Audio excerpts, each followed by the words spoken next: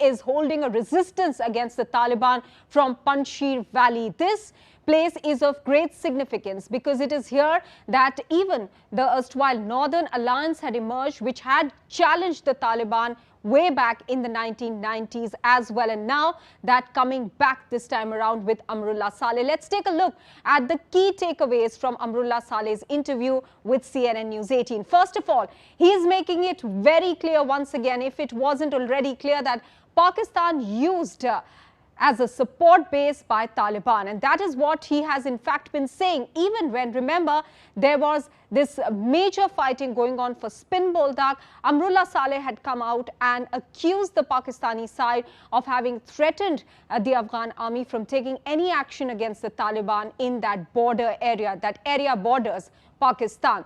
World turned a blind eye to Pakistan's aid to Taliban. This is something that is being repeatedly questioned. How is it that America was not aware of the kind of support that Pakistan was providing to Taliban and emboldening them? And if they were aware, what did they do about it? Clearly then they were in the know of what could possibly happen when they pulled their troops out of Afghanistan.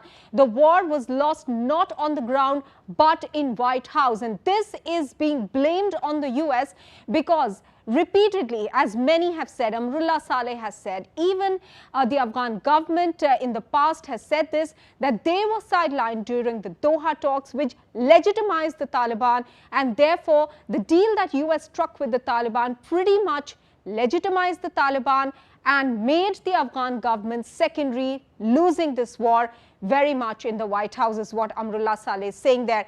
The West is guilty of legitimizing and boosting Taliban. This is exactly what I was talking about. When you sideline a government that is democratically there in Afghanistan, in Kabul, and you start talking with an insurgent group, what is the message that you're sending out to the people on the ground? That Taliban has legitimacy.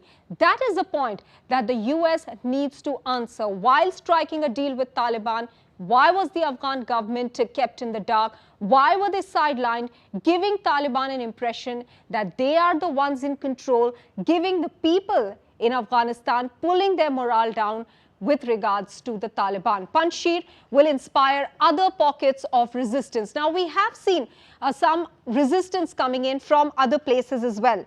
Remember Jalalabad, where people came out in large numbers, holding the Afghanistan flag, pulling down the Taliban flag over there. However, Jalalabad was also the place where the Taliban managed to rest par without much resistance. But post that, we did see resistance in Jalalabad as well. What Amrullah Saleh is saying is that Panjshir has the capacity to inspire other such groups of resistance against the Taliban as well. Let me go across to our guest who's going to be joining us here.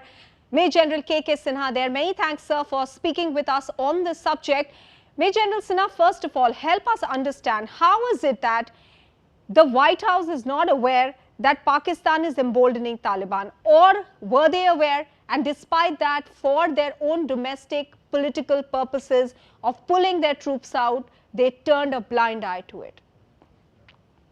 When you look at the whole conflict as such, after, 2011, when Osama bin Laden was killed, probably that time they thought that they will get away.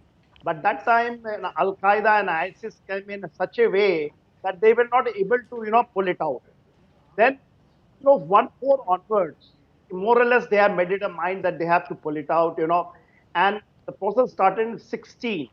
What we see a little bit, from 2018, that is the time, Bradar, who was the Mullah Bradar, who was in the jail of Pakistan, yes, probably, and the Quetta Surah. Quetta Surah was very much functioning from Quetta itself. That is the time, they have made that, and that the Taliban becomes a political identity, and Doha was the biggest mistake, because it is the Pakistan who played this game. The Pakistan gave the confidence to the United States that probably this is the way they will able to do it. And if you remember, the Khalijad, interlocutor who was brought, he played a big game. And the Khalijad was able to running around, he was trying to convince everyone in the United States, all senators, that the Taliban is not the same Taliban. They have changed. They are much more now literate. They will not do the mistake what they have done it, and it will be a very peaceful exit. And they got into the trap. Okay. In Major spite of the General fact Sinha, that I'll interrupt you there because I want to also understand from you. Amrullah Saleh is suggesting that the resistance in Panjshir is going to inspire other pockets of resistance to come up against the Taliban. Are you hopeful about this kind of a situation cropping up? Because what we've also seen on the ground is that the Afghan National Army, trained by the Americans, fell short of, in fact, being able to contest against the Taliban, and 75,000 fighters there. Do you think these pockets of resistance can actually make any difference?